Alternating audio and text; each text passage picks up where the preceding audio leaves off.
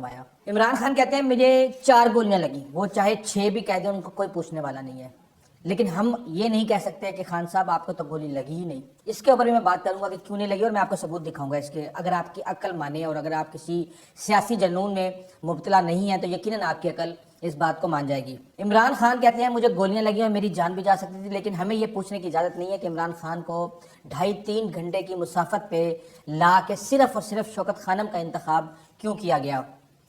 گولی کنٹینر کے اندر ایک آئی ہے, میں آپ کو تصویر دکھا دیتا ہوں, آپ یہ تصویر دیکھ لیں کہ ایک گولی کنٹینر کے اندر آئی ہے اور یہ ایک سوراخ ہے اس کے اندر, لیکن زخمی 11 بندے ہو جاتے ہیں. یہ کیسے ہو جاتا ہے؟ یہ گولیاں کہاں سے آئیں؟ اور اگر یہ گولیاں کہیں اوپر سے آئیں تو پھر زخمی پیٹ سے اوپر ہونا چاہیے تھا. یہ سارے کے سارے شخص پیروں سے زخمی کیسے ہو گئے, جبکہ پیروں کے سامنے تو 4 فٹ کی ایک آپ ریلنگ کہہ سکتے ہیں جو کہ آگے تھی اور جس کے اوپر عمران خان ہاتھ رکھ کے کھڑے ہوئے تھے. گولی ایک آتی ہے, 4 عمران خان کو لگ جاتی ہے, 11 بندے اور زخمی ہو جاتے ہیں. سمجھ سے باہر ہے. وہ شخص جس نے جو کیمرے کے سامنے آیا, پستول لہراتا ہوا سامنے آیا, اس کو پکڑنے والا شخص یہ کہہ رہا ہے کہ میں نے جب اس کو پکڑا تو جو فائرنگ تھی وہ ہوا کے اندر فائرنگ ہوئی, وہ فائرنگ جو ہے وہ کنٹینر پہ نہیں ہوئی. اگر وہ کنٹینر پہ ہوتی تو یقیناً بہت زیادہ نقصان ہو چکا ہوتا. لیکن اب سوال یہ پیدا ہوتا ہے کہ فائرنگ کہا یہ جا رہا ہے کہ سامنے ٹیرس سے ہوئی یا کسی بھی جگہ سے ہوئی. وہ فائرنگ ہوئی اور وہ ریلنگ سے گزر گئی, کیونکہ پیروں کو تحفظ تو وہ ریلنگ دے رہی تھی, تو صرف ایک گولی کا نشان کیوں ہے؟ اس چیز کی ہمیں بالکل بھی یہ بات کسی سے پوچھنے کی اجازت نہیں ہے, ورنہ لوگ غصے میں آ جائیں گے. دے ول سے کہ دس از اسکریپ, تم پاگل ہو, تمہارا دماغ خراب ہو گیا ہے, یا جو بھی الفاظ ان کے دماغ میں آ سکتے ہیں, استغفر اللہ پڑھ سکتے ہیں, یا وہ کچھ بھی کہہ سکتے ہیں. اور کچھ تو ماشاءاللہ اپنا خوب گالیاں دے کے اپنی تسلی کرتے ہیں, اپنا کیتھارسس نکالتے ہیں.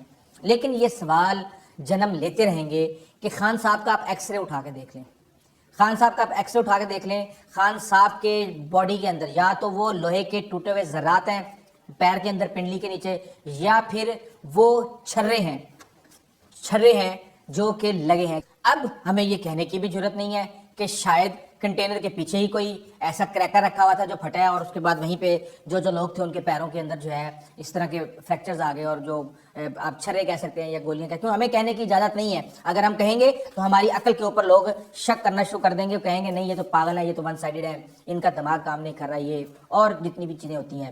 بہرحال یہ بات سوچنے والی ہے, سوچیں اس کے اوپر کہ یہ کیا چل رہا ہے. آپ کی عقل یہ کہتی ہے کہ ایک ریلنگ کے پیچھے کھڑے ہوئے شخص کو کچھ لگ جائے اور ریلنگ کے اندر کوئی فرق ہی نہ پڑے اس کا, اور کنٹینر کے اندر خون ہی خون ہو, اور سب کو پیر کے جو باڈی کا جو نچلا حصہ ہے وہاں پہ وہ ہٹ ہوئے ہوئے ہوں اور سراغ نہ مل رہا ہو کہ گولی کہاں سے آ گئی, اوپر آسمان سے آ گئی, جبکہ وہ جو شخص دکھایا گیا وہ تو نیچے تھا. اور اگر کسی نے سامنے سے بھی ماری ہے تو سامنے سے مارنے والا شخص بھی تقریباً اسی جگہ سے مارے گا, وہیں سے گولی گزارے گا. ریلنگ جہاں پہ پیر تھے کہیں اور سے تو گزار نہیں سکتا. معاملہ بڑی پلاننگ کے ساتھ ہوا ہے. دیکھنا یہ ہے کہ اس کو استعمال کس نے کیا ہے, اس سائڈ سے استعمال ہوا ہے یا اس سائڈ سے استعمال ہوا ہے, لیکن انٹرسٹ کسی کا بھی نہیں ہے معاملات کی حد تک پہنچنے کے لیے.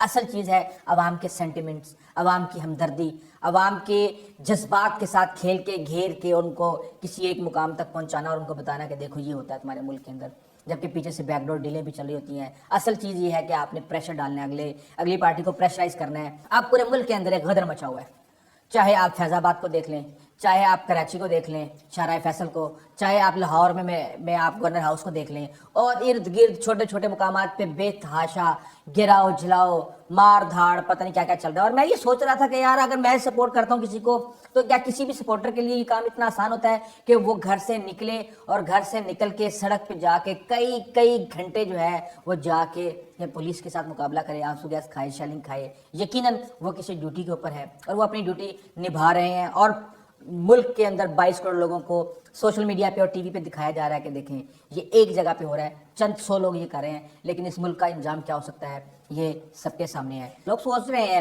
یہ سارے واقعے کا فائدہ کس کو ہے, کون ہے اس سارے واقعے کا بینیفیشری. لیکن ہمیں یہ سوچنے کی اجازت نہیں ہے, نہ ہمیں یہ کہنے کی اجازت ہے کہ سارے کے سارے معاملے کا بینیفیشری عمران خان ہے. عوام کے جذبات اس کے ساتھ ہیں. پہلے ارشد شریف مرحوم کا جو ہے قتل ہوا, سارا کا سارا فائدہ عمران خان کے ساتھ جذبات سارے مل گئے. اب پھر یہ واقعہ ہوا, سارے کے سارے جذبات اور عمران خان کی شہرت میں اضافہ ہو گیا. یہ کس طرح کی پلاننگ ہو رہی ہے؟ دوسری طرف ڈفر بیٹھے ہوئے ہیں, ڈم بیٹھے ہوئے ہیں, ان کے دماغ بند ہیں. وہ کون لوگ ہیں؟ وہ یہ چیزیں سوچتے نہیں کہ اس کا انجام کیا ہوگا. ان کے سوالات میرے پاس بہرحال نہیں ہیں. تو پہلے لیٹر لہرایا جا رہا تھا ہر جلسے کے اندر، اب ایکس رے لہرائے جائیں گے ہر جلسے کے اندر اور فائدہ اٹھانے کی کوشش کی جائے گی. اور آپ دوسری طرف دیکھیں کتنی بے شرمی کی بات ہے کہ مریم نواز اور نواز شریف کتنے سکون سے باہر بیٹھے ہوئے ہیں، آرام سے بیٹھے ہوئے ہیں، کافیاں پی رہے ہیں، برانڈ کے کپڑے پہن کے سردی کے اندر بس آگے ہیٹر چلا کے بیٹھے ہوئے ہیں. کیا لیڈر اس طرح کے ہوتے ہیں؟ ملک اس وقت کن حالات سے گزر رہا ہے؟ کیا یہ وہ وقت ہے جس وقت آپ باہر بیٹھے رہیں؟ مسئلہ یہ ہے کہ اس ملک کی قربانیاں جو ہیں دینی ہے، عوام نے دینی ہے. یہ لیڈر تو حکمرانی کرنے کے لیے ہیں. یہ آئیں گے اس وقت جب سارے معاملات طے ہو چکے ہوں گے، ان کے لیے گراؤنڈ بن چکا ہوگا. یہ آئیں گے اور آ کے پھر بتائیں گے کہ دیکھو ہم نے اس ملک کے لیے کتنی قربانیاں دی. یہ بدقسمتی ہے، اس قوم کی بدقسمتی ہے، اس ملک کی بدقسمتی ہے کہ یہاں پہ یہ سب سارا کھیل کھیلا جا رہا ہے اور ہر شخص اپنے اپنے چکروں میں لگا ہوا ہے، نہ کوئی عوام کی سوچ رہا اور نہ ہی کوئی ملک کی سوچ رہا.